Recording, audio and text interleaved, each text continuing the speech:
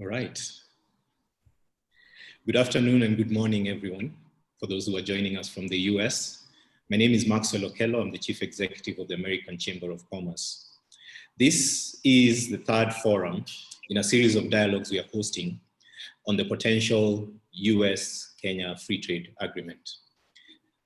While the trade talks remain strictly a government-to-government affair, the purpose of this series of webinars is to spark dialogue, to surface critical issues, and more importantly, create understanding on the potential benefits and opportunities that the US-Kenya Free Trade Agreement could hold or accrue for various sectors.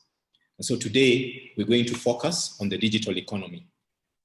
Now, the COVID crisis has clearly demonstrated that the digital economy has the potential to accelerate economic development, boosting inclusive growth, expanding opportunities and employment, and improving service delivery. It is also very clear that the digital economy will indeed be a key driver in supporting the country's economic recovery post-COVID. Last year, a study by Mercy Corps found that the Kenyan online gig economy was employing a total of 36,573 gig workers, with ride-hailing and online professional work platforms accounting for the largest portion of the online gig economy by both value and number of workers. However, the contribution to GDP of the sector still lags behind at about 2% against a national ambition of 10%. The digital trade between Kenya and the US spans digital financial services, including banking, card payment systems, and so on, education services in the emerging e-learning and content delivery, online entertainment and content creation, digital trade in goods through online marketplaces and e-commerce, online professional workers that are talked about, including the gig economy and software developers, researchers, and others, digital logistics solutions, including ride-hailing apps and online accommodation bookings.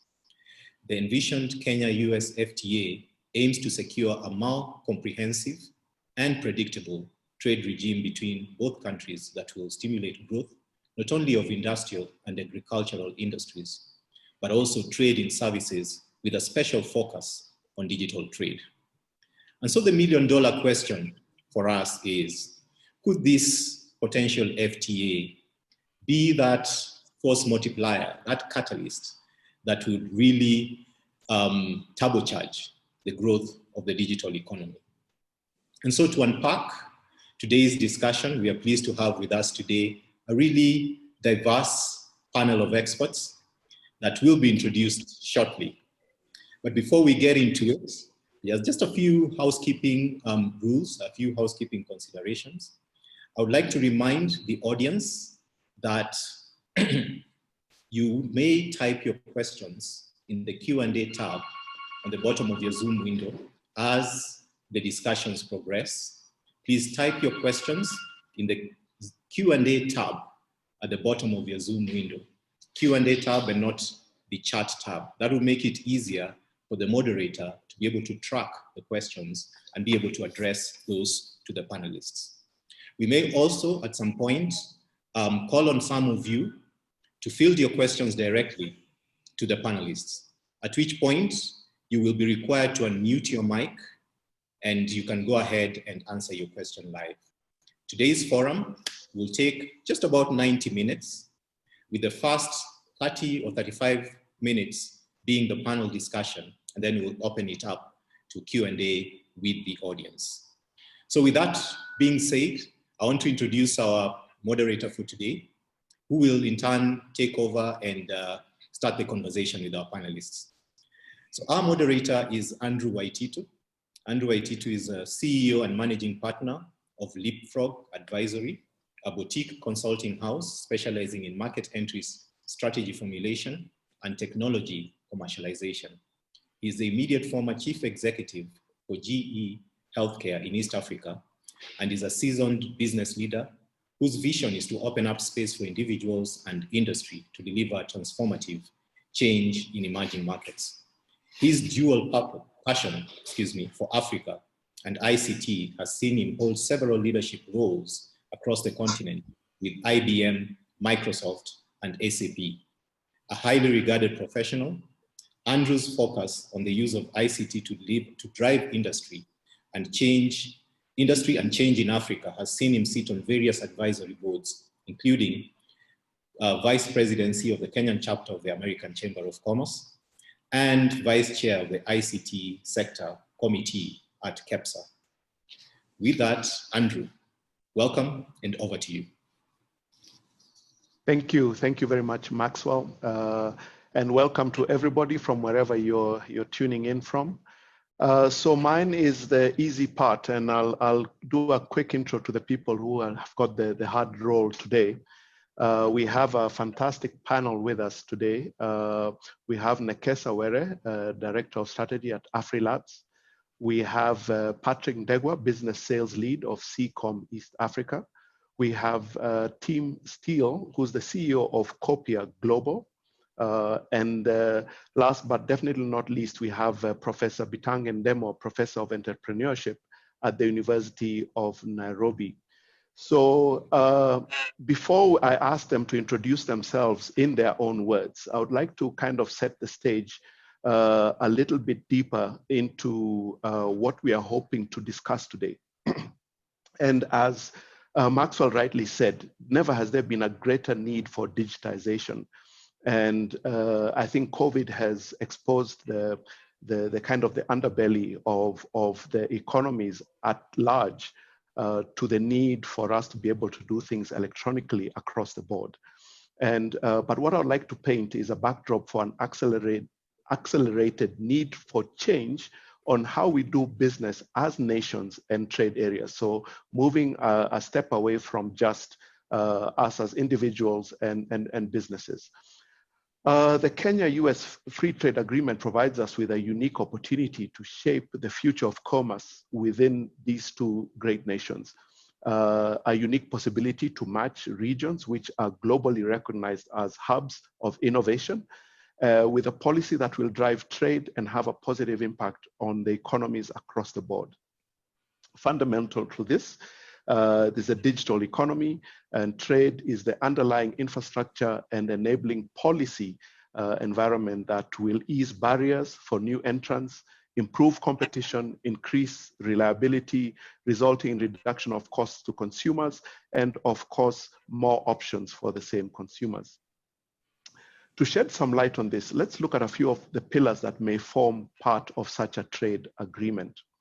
Obviously, there's trade in itself. We are looking at electronic commerce, but not just in the traditional goods and services, which have now become usual stuff, you know, the likes of Amazon and other organizations, but looking at other aspects, media, entertainment, experiences, and others.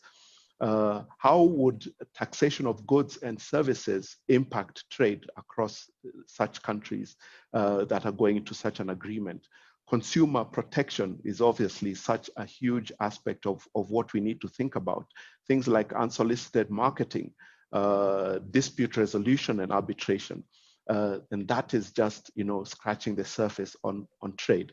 If we look at employment, outsourcing and immigration, we talked about the gig economy. What is it that we can do to improve the ability for not just Kenyans on our side, but also Americans, open up our market for Americans to come in and earn a living in Kenya electronically. From an investment perspective, things that we may have to think about is the opportunities for cross-border investment and the agreements that will go with that. Clarity on taxation, we touched on this, on such investments, and the profits that are made from cross-border investment. Innovation, this is something obviously from a technology perspective, which is huge. Copyright and IP protection, how does that work you know, across the borders? Policy, which is obviously a huge anchor of any such agreement. Alignment on things like data security, privacy and protection, data localization, but at the same time, conserving the freedom of choice. We might want to touch even on things like, you know, Big Brother, what is Big Brother doing in terms of crime and crime prevention, to what amount of access do we want to allow big brother, as we call them, to know what's going on in these different regions? And of course, balance. We are talking really about two economies which, as much as they are leading in their own areas, they are unbalanced economies. They are not exactly the same if we really call a spade a spade. And in that, we must make sure that we are not leaving anybody behind. So with this as an introduction, I would like to get back to my panel and ask them to briefly, in their own words, introduce themselves and say a little bit towards this important topic that we have just started on. And I think it's only fitting that we start with Nekesa, Director of Strategy at AfriLabs. Thank you. I had a feeling you would say that. Ladies first.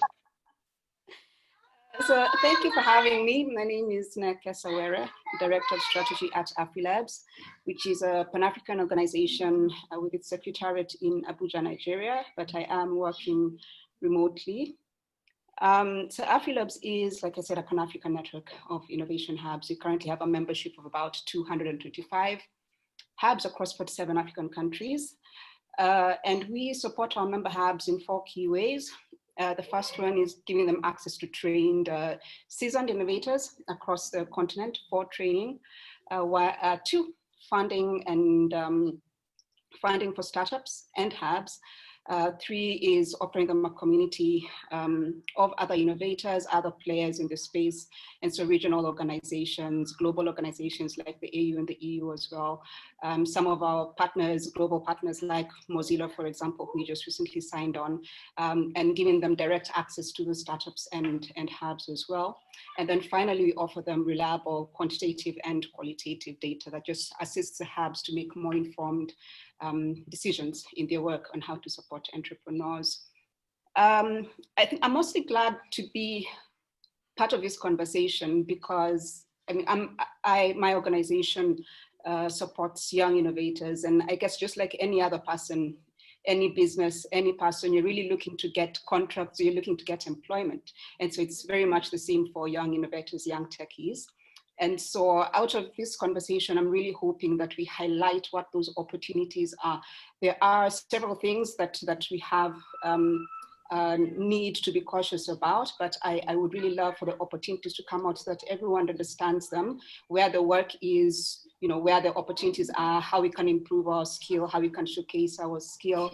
And mostly just so that we don't get relegated as innovators to the position of consumers, but as active participants. So very happy to be part of this conversation.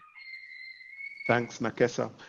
Shall we go to Tim Steele, CEO of Copia? Thanks, Andrew. I'm very pleased to be here. My name is Tim Steele. I'm CEO of Copia Global. In your introduction, you mentioned about not leaving anyone behind in the digital revolution. And that's really what Copia is focused on. We are not your usual e-commerce provider. We are focused on bringing the power of e-commerce to people who have previously been underserved. So not your young urban professionals sitting behind their smart Samsung phone, ordering goods online. But this is your mama in the village who is ordering food for her family, a farmer who's ordering construction materials. So people with no address, no bank account, no postcode, no credit card, who are very remote and hard to serve. So our mission is to bring the power of e-commerce to them, to bring offline people online. And I think that it'll be very interesting to talk about how this free trade agreement can potentially be a catalyst to doing that. Thanks, Tim. Patrick. Yes, afternoon, Andrew. Thanks for the excellent intro. Yes, my name is Patrick Ndegwa. I represent CICOM, and we are a communications company and an enabler for business.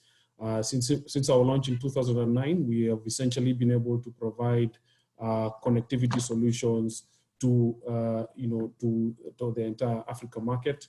and essentially to allow our customers to be able to work globally and reach markets globally and be able to interact with them.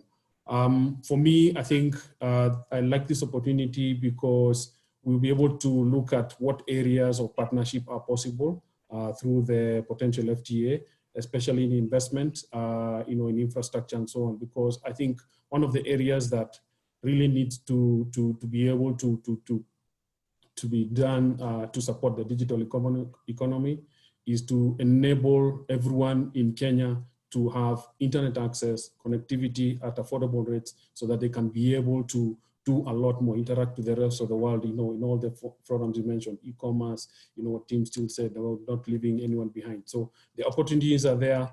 Let's look at how we can explore some of these areas in terms of our partnership. Thank you, Patrick. Professor Ndemo. Thank you for inviting me to join you this afternoon. My name is Butange Ndemo. I teach at the University of Nairobi.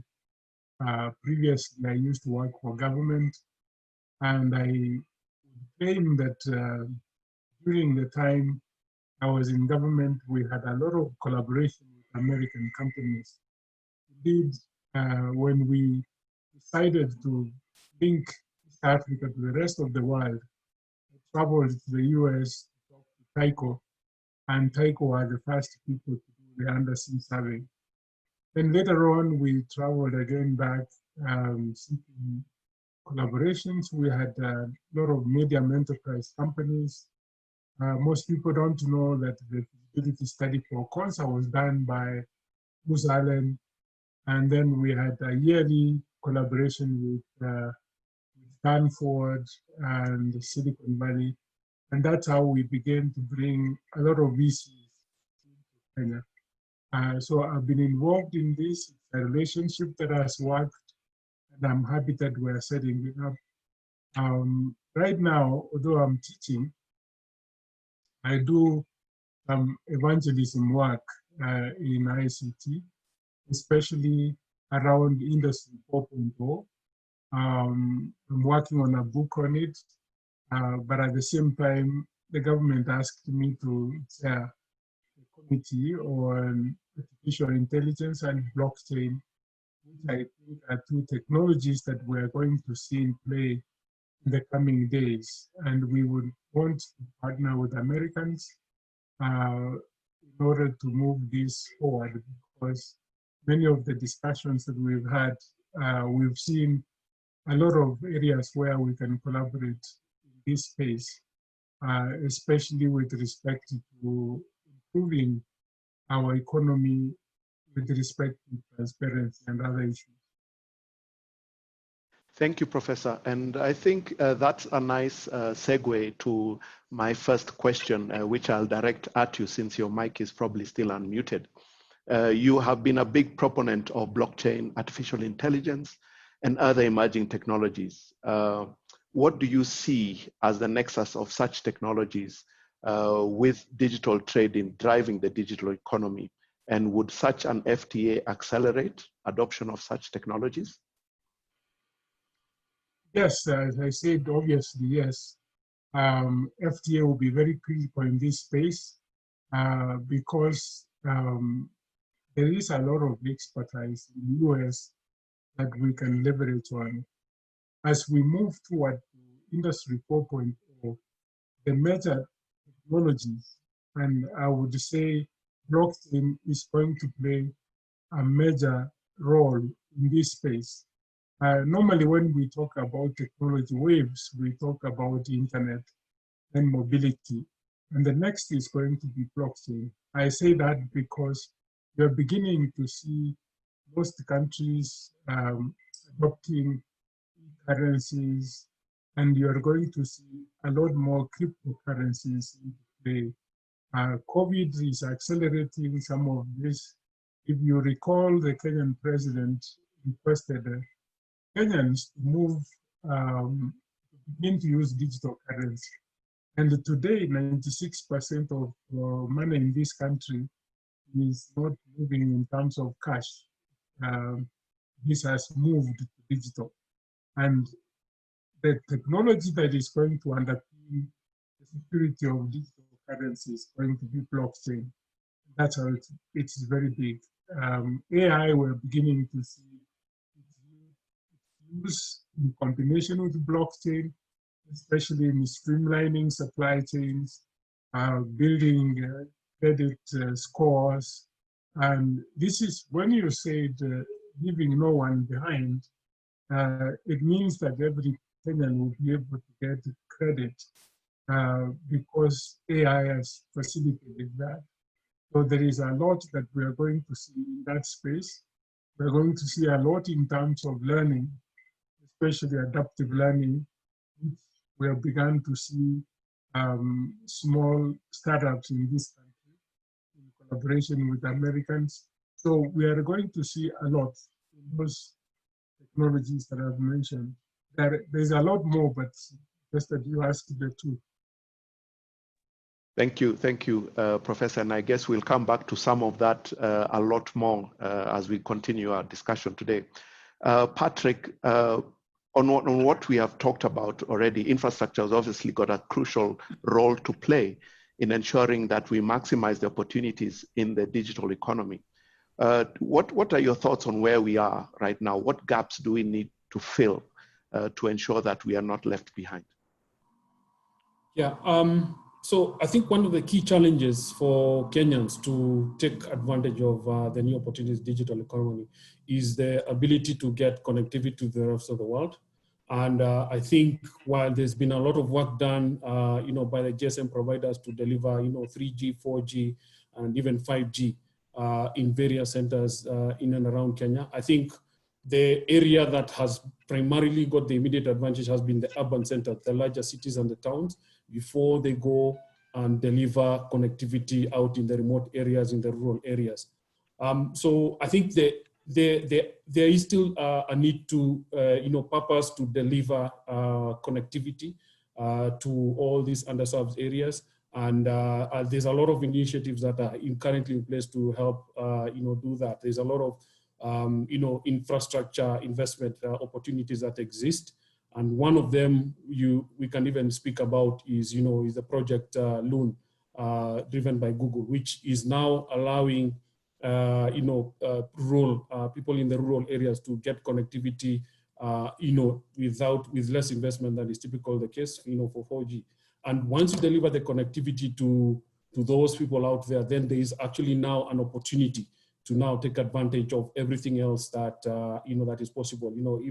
If they are selling small maybe small baskets or something, then there is an opportunity for them to be able to give access to their produce to the rest of the world. I mean, even something as simple as setting up a small area where that people can be able to come and do working remotely, cloud working as well.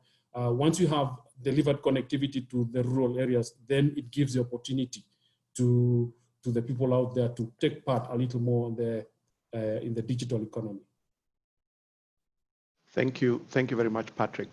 And this again goes well with my next question, which is directed to Tim. We talked about e-commerce and the unique way that Copia is addressing e-commerce to ensure that we have a lot more participation of the country in e-commerce. How do you see an FTA opening up e-commerce and the digital trade space? And what ways, in your view, could this happen? Yeah, I mean, firstly, I can only echo Patrick's comments that if we're going to really open up, let's say, the largest part of the market and probably the most sustainable and the part of the market with the most potential for growth, then it's critical that there is access to low-cost internet. And therefore, I think that the FTA, obviously very directly with the removal of tariffs on certain types of goods that provide the infrastructure for that, is going to be a massive enabler to opening up that part of the economy. I think that the whole of the e-commerce industry is tech-driven as well. And even for us, where we're operating through, let's say, a rudimentary network of 20,000 agents serving 800,000 customers, I think even that relies on tech. And I think there's a couple of points that are important in this evolution that we're going to go through, where those consumers become fully digitized. I think for tech organizations like us to have access to low-cost software, which originates in the USA, is really important. And I think we need to look broadly beyond just the free trade agreement, but look at the tax environment in Kenya and make sure that that's supportive. So for example, paying withholding tax on payments to US companies in Silicon Valley or whatever, who are then supplying software, is effectively a tariff. And we need to look at how that can be removed alongside the agreement. I think another aspect particularly relates to Copier's customer base, which is predominantly a non-digital consumer, but one that's desperate to be digital, completely au fait with SMS and with whom we are communicating predominantly on SMS. The data protection environment is very important, because if we're going to utilize the data that we have on that consumer to benefit the way that we're able to bring products and services to them, then we need to be able to be compliant under the Kenya Data Protection Act, which, if we are to store data offshore on Amazon Web Services, for example, requires us to get explicit permission from that consumer. Imagine the task of doing that with a consumer who's not yet fully digitized. So I think there's some alignment that needs to take place on data protection legislation. And then thirdly, I think another element that can be super effective, and I think just flows more broadly from this agreement, is as countries through free trade agreements become more and more aligned in terms of their relationship, their regulatory environments and so on, then investors have a lot more confidence to apply their funding to an environment where they know that they're going to see an opportunity for growth in a more structured way. And Copier's, just for example, received funding of around $5 million from the USDFC to allow us to speed up our growth across the country and help effectively prevent the spread of COVID by allowing consumers not to have to visit busy marketplaces and so on, because they can now get a reliable 2-day shopping service delivered direct to their home location. So I think it's a combination of hard and very direct and softer things that all need to come together in this agreement. Thanks, Tim. That is clear. And Nakesa, I think we all admit that we cannot talk about the future without involving the youth. And obviously, one of the big gaps that we all see is around creating meaningful employment for what we all view as, tech-savvy youth. So how do you think such an FTA would impact the innovation space, and how can the youth get involved in that? Well, first of all, I think that the key challenge that we would need to acknowledge is that in some industries, the US is going to be arguably stronger than Kenya. And for me, one of those examples is in ICT. And so really to protect the youth in this regard for this agreement, we really need to be looking at policies that would protect software companies, Kenyan software companies, and other innovators, so that we don't get them swamped or drowned by bigger US tech companies. We need to remember that equal is not always fair. And so for me, any policies, any agreement or sub-agreements within this agreement, we need to take that into consideration. For example, it's hard currently for Kenyan tech companies to get government of Kenya contracts, if you're being honest. And so imagine how much harder it would be if they were competing directly with bigger tech companies in the world that were coming right to their doorstep. The US government has already taken steps to protect its technology. We've seen this in the current situation with TikTok and with WeChat. So even the US government, I believe, would understand if the Kenyan government took a similar position. And so if this was in place, then the opportunities for youth would be, like I mentioned before, it would be in the opportunities that they would get either to improve their skill or to showcase their skill and so on. But the agreement speaks about a few things within the digital economy that I think we need to take time to unpack a bit and figure out or understand how these are being implemented. And so, for example, it talks about supporting Kenya in strengthening e-commerce and digital platforms. What does that actually mean? Does it mean we're importing solutions in the digital space, in the e-commerce space, or does it mean there's going to be the way in which these procurement processes are going to be laid out is going to make it accessible to Kenyan software companies as well to bid for them? Or when you talk about a framework to strengthen the Kenya innovation entrepreneurship ecosystem and upgrade innovation startups, what does that mean again? Are we importing curriculums? Are we importing teaching models? Are we going to pay attention to the localization and perhaps, let's say, peculiarities or ways in which information is received and communicated within a Kenyan context? What does it mean to strengthen infant incubation and acceleration and innovation hubs for innovation startups in Kenya? Should we be looking forward to a closer collaboration between the Kenyan government and the US government and ASEC, for example, which is the Association of Startup and SME Enablers in Kenya? Is that what it means? And so there's this really different ways of defining or explaining what it currently says, but I think if you could unpack it and just make sure that it does provide opportunities to young innovators here, to software companies here, then we really would be onto something.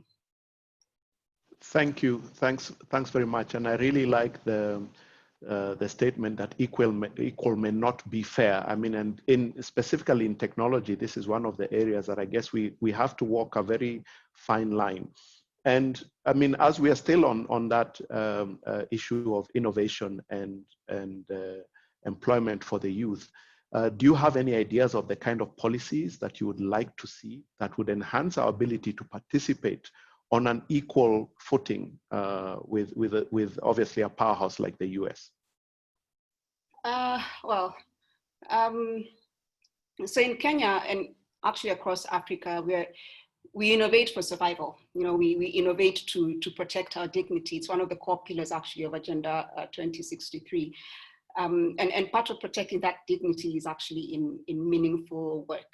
And so it's work that helps us solve our key challenges. So healthcare, clean water, quality of education, how we're feeding Kenyans, delivery of connectivity to the last mile. So for this agreement to be successful, I think the key thing is that it has to protect the dignity of Kenyans. It has to leave us with opportunities to take bigger challenges at the grassroots of our society. So if you look, for example, at exports from Kenya, I think we're currently at about Kenya to US, about $500 million annually. And we're looking to increase that, I think, to 18.8 billion, I think is what I heard. So if it works the way that we are hoping that it will, then there should be a lot of money coming in, right? Hopefully, a lot of money coming into the country. And so that increase in money we would assume would then mean better living standards for Kenyans, but it wouldn't happen automatically. So what I would want to see is, or to hear, because you want to believe it's been ingrained within the frameworks of how this is going to work. So I would like to hear exactly what that framework is. What's the plan? How is the money coming in then being channeled back out? Is it going to a black hole somewhere and we'll never be able to correlate this trade agreement with living standards for Kenyans? Or are we thinking about it strategically? So for example, are we saying X amount of money would then go into ICT, would go into training, go into investment, would go into generating growth? So as far as policies, for me, it would be around, can we have a great feedback loop and a lot of visibility around how this free trade area eventually correlates to what's important for us, which is dignity for Kenyan youth. Thank you, Nekesa. I think some very, very solid points there. And while we are on policy, I mean, Professor Ndemo, you have been at the core of government. And I think it would be interesting to see your view on how policy would behave, especially around technology. We find that often policy tends to play catch up to technology, and maybe around what kind of advice would you have for those involved in developing such a policy between obviously very different countries, how can such a document remain in force and relevant for the foreseeable future? Do you have any thoughts around that?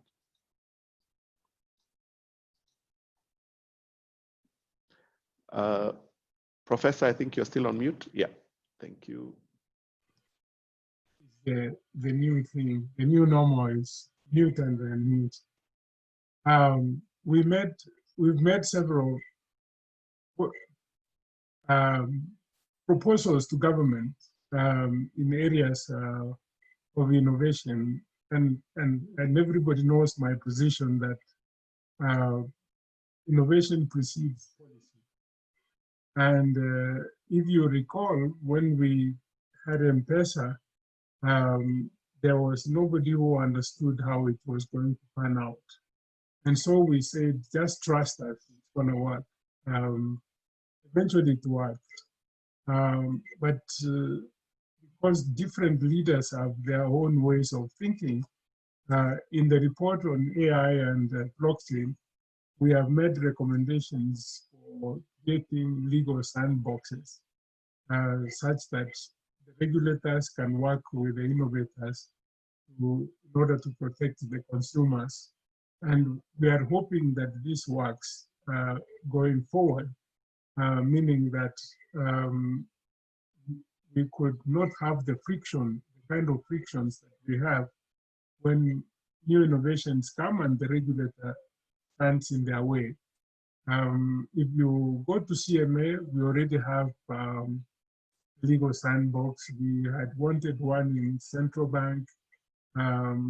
In several regulators, we want to have legal sandbox. Of course, we would have preferred policies like in Brazil. They call it mission-oriented policy, meaning that you allow people to make mistakes. Partly, you don't see innovations from the public sector because if you make a mistake, you're fired, which is wrong. And in my view, it is wrong because some areas need to see new innovations as we move forward. So we are trying to mitigate against that, and hopefully the government would look at the report and implement that. Thank you, Professor. Speaking things government, Tim, you had mentioned briefly around things like new taxes and fees that pop up every now and then. And I think obviously e-commerce has, because of its growth, has started to attract attention of governments. I think the one that is obviously talk of Kenyans, especially in these COVID times, given that we are stuck at home, is the one on consuming media through things like Netflix and other, anything that you pay out there, they want to tax that. Do you have any thoughts around how you see this panning out in the future? And if there's anything an agreement such as this can do to protect consumers' choice? Yeah, this is obviously a very sensitive area, especially in the context of a US-Kenya free trade agreement, because the recently introduced digital services tax, in its underlying intent, I think, like many other countries, was a desire on behalf of the Revenue Authority to bring into the tax fold many organizations which are not tax resident in Kenya, but by virtue of their activity are generating significant revenues in Kenya and therefore profits. And I think that, rightly or wrongly, it's not me to say that, but certainly policy needs to be aligned and needs to be aligned with some discretion towards the way that it's implemented in a way that allows the revenue to collect the money it needs, but doesn't prejudice a growing local sector. So, for example, I would say 99% probably of local e-commerce companies in their early stage are not tax profitable. And as a result, the digital service tax is simply another cost. And therefore, the choice that you have with a cost as a business is to absorb it, reduce profitability and reduce your chance of survival, or to pass it on to the consumer who ultimately ends up paying the cost. So I think that that's an area where this agreement brings an opportunity for some alignment. And I think even beyond that, with the digital services tax, with the large diaspora in the USA, there's a real opportunity here for grassroots production in Kenya to be exported to the USA. So I imagine a situation in the future of Copier's business where we're visiting every day 10,000 villages to deliver locally ordered e-commerce product. And we have an opportunity to bring production from the village back to the center and export to the USA, with now trade barriers being removed. And I think that could be massively unlocking in the same way that Alibaba and rural Taobao unlocked production from Chinese villages. There could be a similar opportunity in Kenya. And again, I think that the digital services tax, which could be levied on the small producer in the village as well, I think could be a great inhibitor if that trade is to be done by e-commerce. So I think a fine line for policymakers to tread, but certainly one that should be negotiated, because I think it's central to find the right balance. Definitely, and I think it's all about negotiations, and hopefully we have some people who are, behind this document, probably listening to this conversation. I think a lot of very valid points being landed here. As we talk about, policy and some of the realities that we are starting to see, the next question for you, Patrick. Obviously, CCOM is really around infrastructure and providing access. But it's we really must, realistically look at services that are now being provided by organizations such as yours. Cloud services, big data have been the rage for the past few years and now have really picked up. And obviously policies around where that information is kept, data privacy, data localization, all these kind of things are really now, coming to the fore. Do you have any thoughts or comments around that? Yeah, I think this is one of the progressions of the digital transformation, where the first infrastructure is delivered, then connectivity is delivered, and then now what do we do with that connectivity? And as you mentioned, we do have the next step where essentially we have cloud platforms being set up that allow anyone access to all the services from wherever they are in the entire world. Now, I think, as you mentioned, for us to be able to take advantage of digital economy globally, we must be able to plug into these platforms. And I think, as you mentioned, one of the areas that is of key concern is data security. With the cloud platforms, essentially it means that data is now crossing borders easily. And it's critical that, that for one, data is accessed. The person who holds the data has been given consent by the user to make use of that data. And even when they have that data, they must, ensure that it's kept securely and is not, there's no unauthorized access of that data. And at the same time, it is also used for the right purpose. So in my view, I think we just need to, again, align with what is happening globally. And I think one of the areas that I feel was a good start for us was, the Data Protection Act that Tim mentioned that was enacted in 2019, that essentially aligns us with international standards in terms of how personal data is managed and controlled by, the people that hold it. And it's well aligned with the GDPR, which is the EU standard and has pretty much become the international standard globally for that. So as long as we align ourselves globally with these policies, and then we are on the right path, I think the next step really is to look at how we enforce this. I know there's, once the bill is enacted, there's still some work that needs to be done, setting up of a data commissioner and so on. But as long as we align with that, then we are in the right spot. And I think going back to the FTA and the opportunities it creates, once the Data Protection Act was signed, one of the largest cloud providers, Amazon Web Services, essentially went ahead and set up their edge servers in Nairobi, which is a good sign for us, because the world is now saying we are now aligned, in terms of what is required globally, and they are willing now to come and partner with us and create those opportunities for investment here. And as long as they come closer to us, then the opportunities that they bring in terms of usability, being close to us in terms of accessing their services means that we can compete better, because the cost to everyone who needs their services will reduce as they come closer to us, as opposed to having to go all the way to where their servers probably sit in the US or Europe. So in my view, as long as we align our policies, for data protection with the global standards, the opportunities will come for partnership and investment. Thank you very much, Patrick, and thank you very much, panelists, for that fantastic first round of Q&A. I will now like to go into getting questions from the floor. We have a few which have already been raised.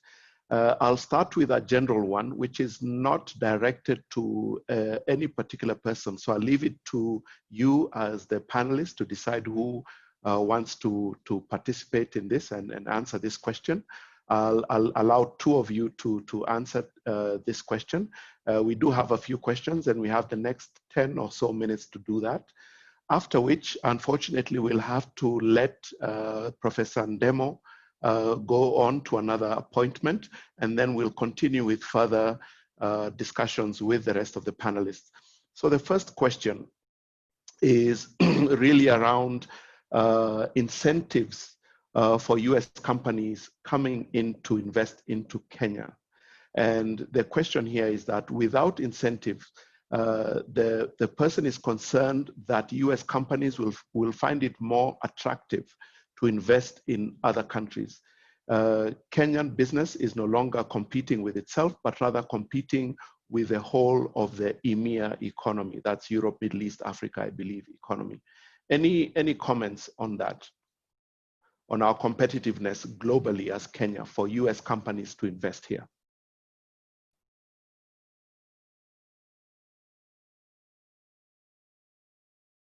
For you panelists, Mr. Ndemo, I think you're professor. Yep, you're on mute. I think I will try and say that Kenya is the heart of Africa. And I say this very seriously in the sense that there is no African country that is more than 6 hours away. So we have some serious advantage which America should consider. You base yourself in South Africa, you have 7-8 hours to go to Conakry, something like that. So this place presents itself in such a way that we shouldn't be asked many incentives which would undermine local investments. Let's compete on an equal footing in most areas. I think that is what I would say. You heard what Nekesa was talking about. We have a nascent innovation sector that is coming up. We must find ways of nurturing it. Now, if you give very strong companies a fair advantage, then you destroy yourself.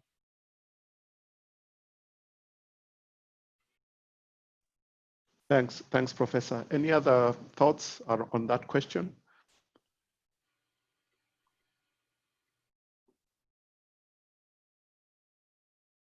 Okay. The next question is directed to Nekesa, and this is a bit of a long one. I'll try and summarize it here. But basically is that if the agreement includes opening up government procurement, Kenya government procurement to US companies, that means that any price benefit that Kenyan companies enjoyed would disappear. And if Kenya agrees to opening up of its government procurement, will this really help Kenyan software companies? Yeah, I think we spoke about this already. We said equal is not necessarily fair. And so in this regard, I think the Kenyan government is going to really have to stand firm in terms of what makes sense for us as Kenyans. They really need to put people first, in this case, Kenyans first, and figure out what would be a fair way of ensuring we get the best quality of work.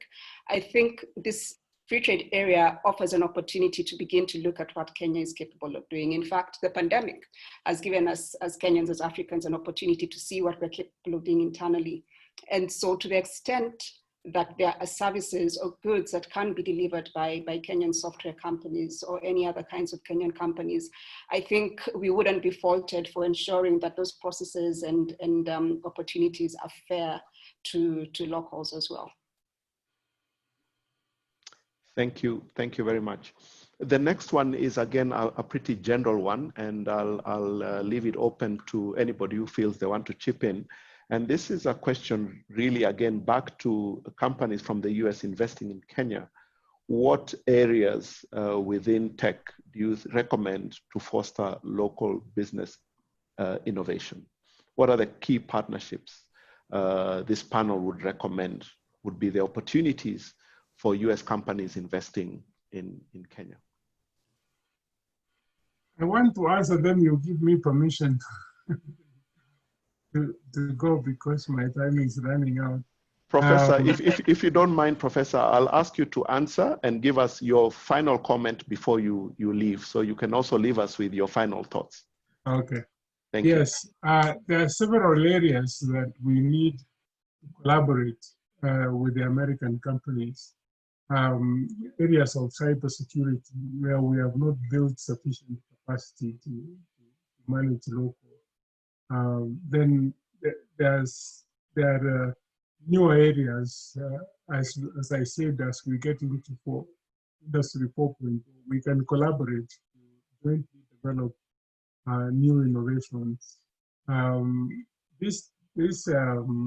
When we say we open up space for competition, it's very confusing. But if we said, let's open space for collaboration, obviously, several universities collaborate in several areas. We also need to see startups. We need to see also American VCs play a role with local VCs, so that everybody benefits from this relationship. There are several areas that we can collaborate where there is much more knowledge. For example, we have been working on the digital ID in order to get solutions around blockchain. We have companies in the US, and indeed, if you recall, how IBM came was that we sought to work with them collaboratively in several solutions. And that's how IBM brought the lab here. It's worked with a lot of young people. I think in the case I can say that. So there are spaces for collaboration. And if there is something that we need to do, especially tendering, I think it is good to say we also have, when Americans are bidding, they co-bid with local companies. That way, there is no friction around free trade area. That's why I would finish by saying it is actually an opportunity to be able to collaborate and benefits both Americans and local people. And we also use that space to transfer knowledge to local people. If Americans came exclusively, there will be no knowledge transfer.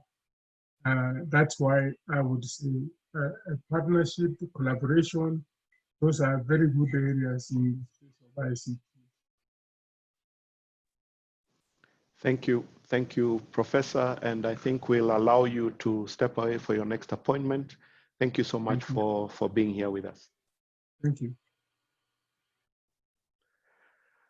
So the next question, this is for Patrick, on what are your thoughts on increased investment on infrastructure by American big tech, including Google and Facebook?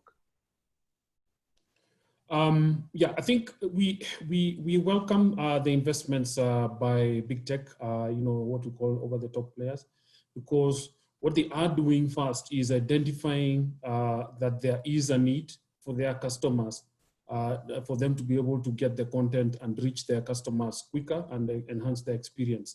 So what it means is that it just shows that because we are leading in Africa in terms of using those various platforms, then it makes sense for them to ensure that the experience for their customers is enhanced by coming and delivering, bringing the infrastructure and investment, on, subsea cables and so on. I think so for the users, it is a plus because it also means that we have more alternatives in terms of, connectivity.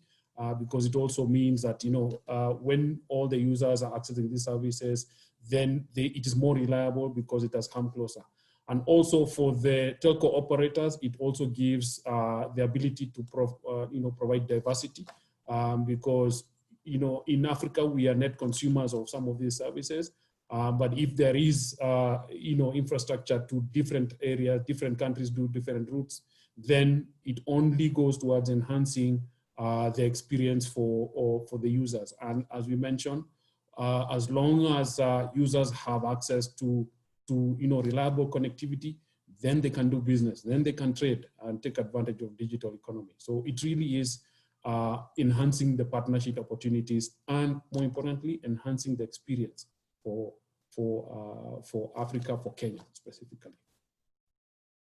Thank you, Patrick. Tim, this one is for you. What are your thoughts on the ongoing limitations by US government on various social media apps? I guess this is TikTok, and components on the basis of a trade stance, possibly limiting access. Yeah, my kids would love to know, my teenage kids, that I've been asked a question about TikTok, because I'm probably the last or least qualified person to answer about TikTok. But I think it's the sort of geopolitical maneuvering around TikTok at the center of that's the point of the question. And I think it's particularly relevant for Kenya, because Kenya is such a hotbed of development of innovative app, communication tool, payment platform, that I think it would be absolutely vital for the Kenyan side of the negotiating table to ensure that there is protection for those means of facilitating trade when they're going to be used in the US location. For example, now we're seeing an increasing amount of e-commerce being performed on social media platforms, local for local. And there's no reason why that can't be extended cross-border. And I think it would be especially likely that it would be extended cross-border, initially potentially with a Kenyan designed app promoting Kenyan produced goods into the large diaspora that could then grow beyond that into the broader US economy. So I think it's important that it's in scope and that it's considered to be as important to protect as the right of goods to be utilized or exported into the US market. Thanks, Tim. And I think that's a good, again, segue to the next question, which is actually for you. We'll do one final round of questions with you as the panel. We'll ask the people online if they do have any questions to put those up. We'll have a short session after this before we close. But Tim, you mentioned obviously around e-commerce cross-border and all that. Obviously, fraud and dispute resolution is a big aspect and one of the things that holds people back. I know a lot of Kenyans are still afraid to share, details, credit card details and the rest online and buy stuff online. Would you care to comment on this in light of what a trade agreement can speak towards fraud and dispute resolution? Yeah, and I think it comes back to the underlying data protection legislation being aligned and in place and enforced. So that's the starting point with this. In terms of dispute resolution, I think it's important that there is mutuality within the agreement.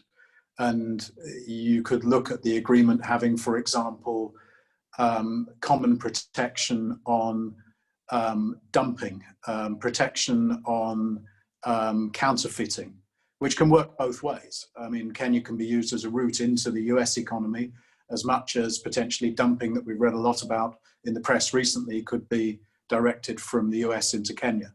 So I think it's important that the agreement looks at that in a very mutual way.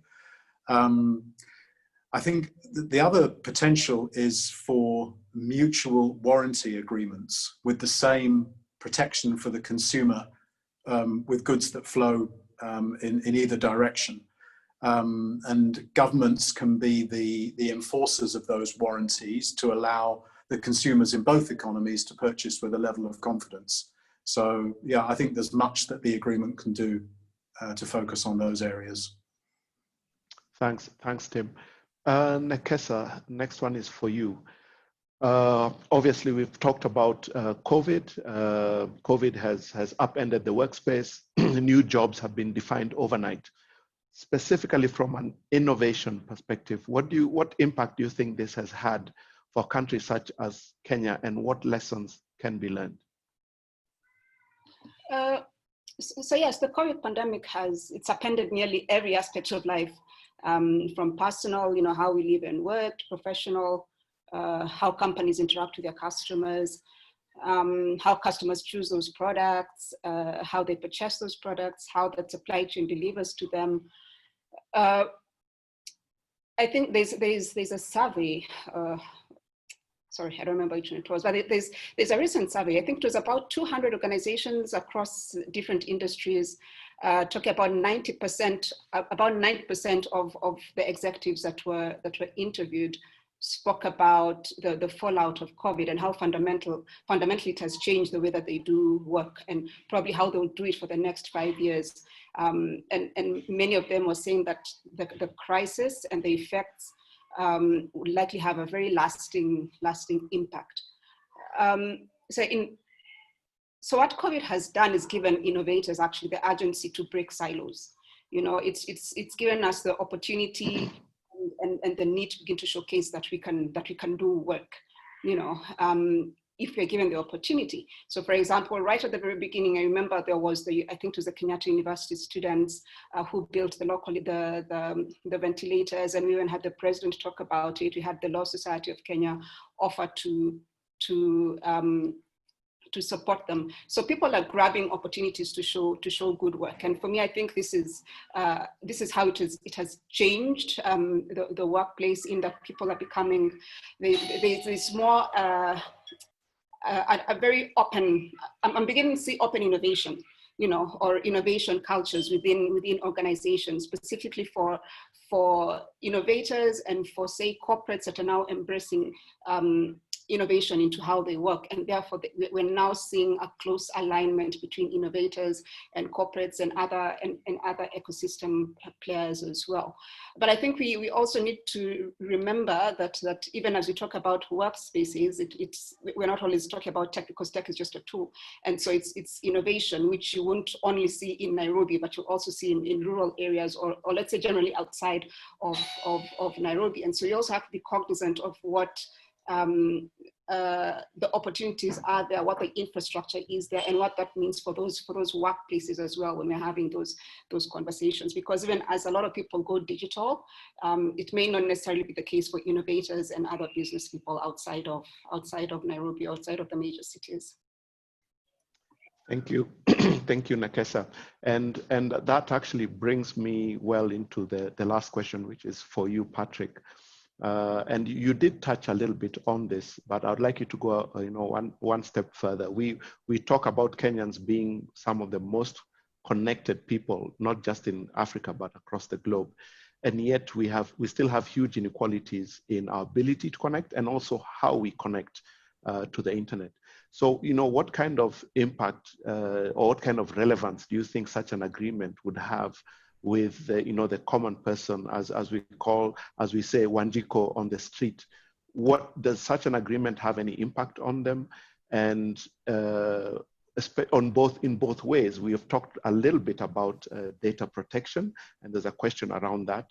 If Wanjiko's data starts being traded in the US, does she have an ability to address that? So maybe your comments around that.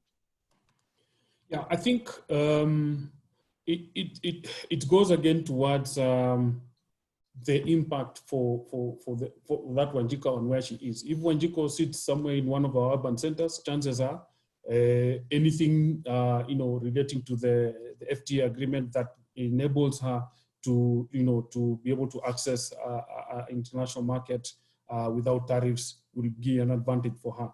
And we are just talking about maybe goods and services, but something as simple as the innovation hubs. You're able to sit in a space and then be able to think of a new app, a new opportunity, new way of doing things, and then market it out there. But if Wanjiko is sitting somewhere out there in the rural area and is not able to access, connectivity that is reliable and at a cost that is affordable, then the impact may be a bit less because then there is no real opportunity other than what is within the village. And exchange of goods and services within the village are not without the global view. Having said that, of course, when you look at data protection, I think there's still a lot of issues that would have an impact relating to how the data is used. And while we would like, again, I mentioned it's good to align internationally with international standards, but I think it's also important. I think those are mentioned by Tim about negotiating the right stand that fits Kenya. I think Nekesha made the same point in terms of something as simple as, when you look at bank records, financial records, in the current regulation, I believe requires that they sit locally. And there are reasons that policy is in place. So while it would be nice to align, especially with some of the bigger areas, but if there is a need for us to do something unique and negotiate and get a policy that makes sense for Kenya, then this is a time to put it in and ensure we protect ourselves as well. Thank you, Patrick. Very clear.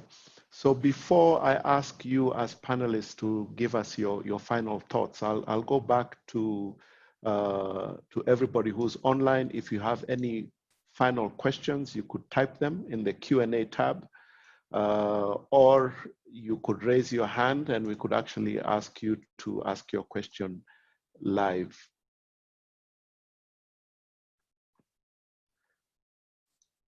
So we'll just give a few minutes, seconds, see if anybody comes up.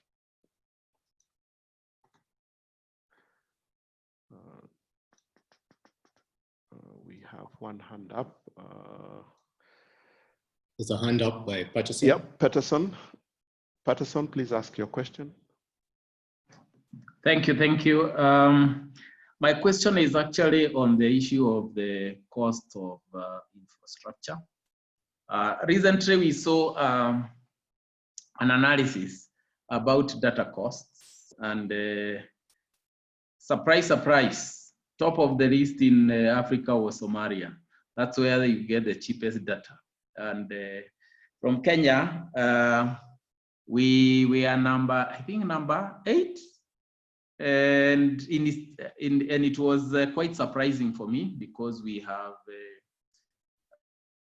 4 undersea cables. And if we are talking about digital economy, then we are talking about accessibility, which is actually coming through digital infrastructure, and which is obviously supported by data. And therefore, the question is, with all that investment, why would we be the most expensive when we expect that we should be cheaper than everyone else? Because this is an enabler. This is a highway where we want to allow every small entrepreneur to be able to showcase their products, services, and probably what we need to do is think through how this can be reduced so that we support the small startup that is coming up. Because what we shouldn't be doing is inhibiting, and I like what Tim said earlier, that at the end of the day, we need to give access to everyone so that they can compete evenly. Probably we need even to talk to the government such that we even provide some of this with free internet, free data, so such that they are then able to showcase themselves, to access as much information as they can, so that they are able to build their creativity. Just my 2 cents. Thanks, Patterson. So it's more a comment around the costs of data and obviously its effect on accessibility. Anybody want to make a comment on that?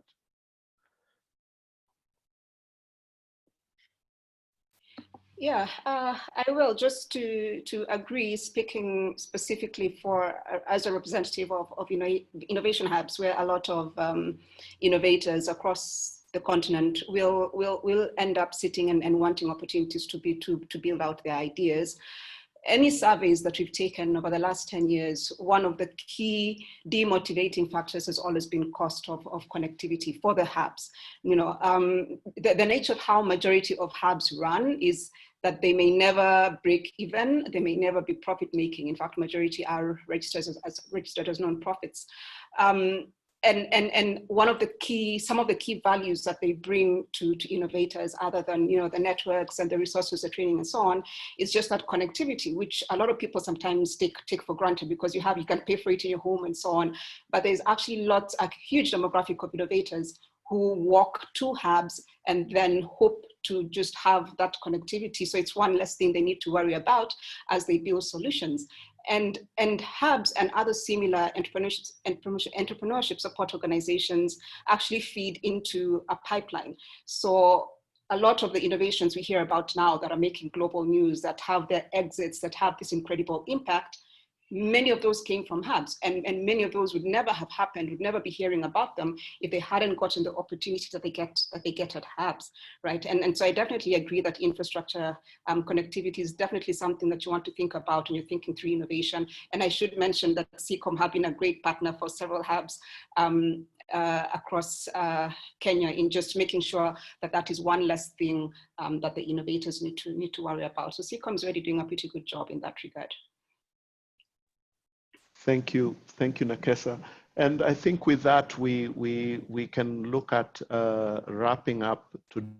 There's a couple of questions which have come in, but I think these have been touched on already. One is on taxation and the impact that the FTA may have on our drives to tax digital services. I believe Tim, you did talk to that. The other is, the last one here is on the possibility of the US providing aid or capacity building via the trade agreement. No past US FTA has had an enforceable cooperation chapter with any monetary aid or capacity building. I don't know if anybody would like to tackle that one. Seems a bit broad. Yeah, I can comment on that. Okay. We do know that on the Kenyan side, one of its objectives is actually to ensure that there's a certain level of capacity building that comes with this FTA. And it's clearly outlined as part of the Kenya's negotiating objectives. So whether or not that will come to pass is, we wait to see, but it is clear as one of those areas that Kenya is seeking support on. And not just capacity building, but also that the FTA should be a tool for development as well. So it's not strictly just trade, but also be seen as a tool for development. Thank you. Thank you, Maxwell. So again, I will ask our panelists to leave us with their final thoughts. And ladies first, as usual. Nekesa, you'll start us off. Thank you for having me on this panel. I think in closing, what I would say is, again, one of the things that I'm excited about for this agreement, beyond the opportunities that it could present, is the opportunity for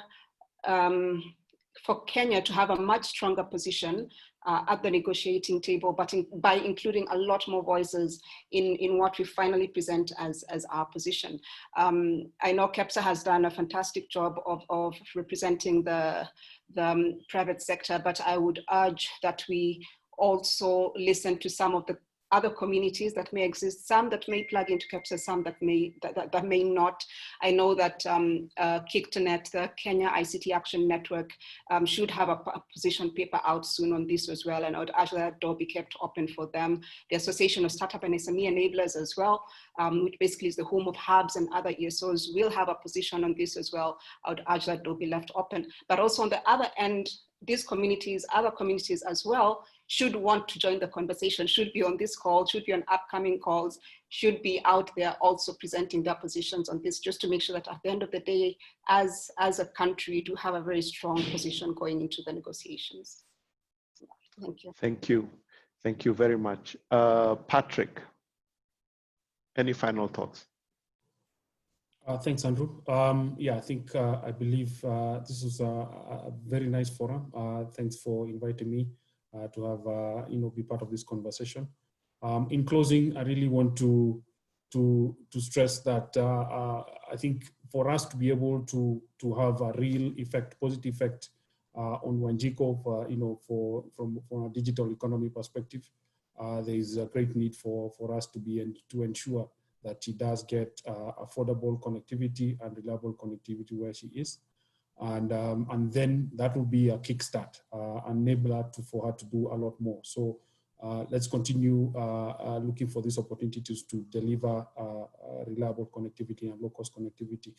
There's a lot of work that's already been done to reduce those costs so far. I mean, since, of course, 2009 when the first cable came in, but I think maybe we just need to do a lot more. But it can only go down with a lot more investment in the, in the unserved areas, in the rural areas. So I believe there is an opportunity for investment there. And once that is in place, then that will accelerate the innovation and ability to take part in the digital economy for everyone in Kenya. Thank you, Patrick. And last but definitely not least, Tim. Thanks. So, I mean, just listening to the conversation, what emerges is how complex this is, how many different interest groups there are, how many, the interest groups of today, but the interest groups of the future vision who need to be thought about as well. And I think it's therefore probably an unenviable task to be on either side of the negotiating table. But I hope that both sides can really look to the future in the way that they're structuring this agreement, and echoing what Patrick just said, see this as a real opportunity to unlock production, unlock opportunity, and to the broadest spectrum of the Kenyan population as possible. And I think that will be the great achievement of this and other free trade agreements if it can be structured that way. Thank you. Thank you very much, Tim. And thank you, panelists. Thank you for everybody who has tuned in. And with that, I'll hand back to Maxwell. I think my job here is done. Just like to thank you all again for a fantastic discussion.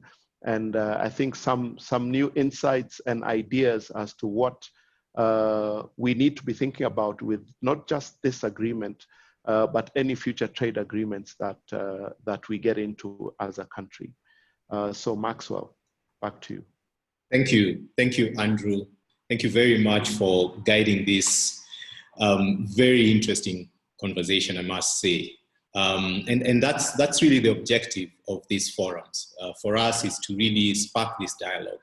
And I like where we've landed, with what Nekesa said in terms of, the need to have more inclusive voices in this, to ensure that, various perspectives are brought to the table.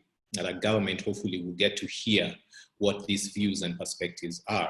I also like what Tim has talked about, this being about the future. And something that I really want to underline is, let us not get caught in this, trap of the present. I believe that a trade agreement such as this is really about the future. It's about 10, 20 years from now, and seeing how we can move from where we are as a country, well, I guess indeed both countries, to that future that we so desperately yearn for. And so I really want to thank you, all our panelists, Nekesa, Professor Ndemo, who unfortunately could not stay with us till the end. Team, Patrick, for sharing your insights with us and for accepting to speak on this very critical topic. Now would be a good time for us to take a quick poll. That's going to be on your screen just now. There you go. Just one quick question. We just want to find out, how optimistic are you, our audience and those who participated in this, about this free trade agreement as being a catalyst for the digital economy. It will take you all of 30 seconds. But as you're doing that, I want to just mention that we put together, as the American Chamber of Commerce, we put together an information hub on our website, www.amcham,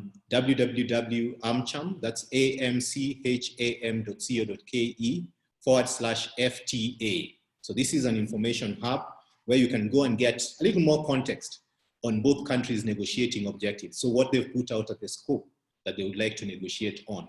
And we will keep updating this as the negotiations progress. This will definitely be a long haul. We don't anticipate that this trade agreement will be closed in the next few months. I know there's political will behind that, but knowing how some of these negotiations go, it is likely to be well into the new year. And so I can see we have about 57% of us. Actually, if we add the very optimistic and optimistic, we're looking at 78% of us being optimistic that this will indeed be a good catalyst for growing the digital economy. And so with that, I want to mention a couple of things. One, do look out for the recording of this webinar. We put it up on our YouTube page, American Chamber of Commerce. And we will also share that link with yourselves, those who participated at the end of this forum, so that you can refer back to it. And I think with that, ladies and gentlemen, I want to bring this webinar to a close. Again, thank you very much, our panelists. Thank you, audience, for taking your time, out of your busy schedules to ensure that you come and attend and spend time with us and participate in this very critical conversation. So with that, I want to bring our webinar to a close. Enjoy your evening, enjoy your day. Bye-bye. Thank you, bye-bye.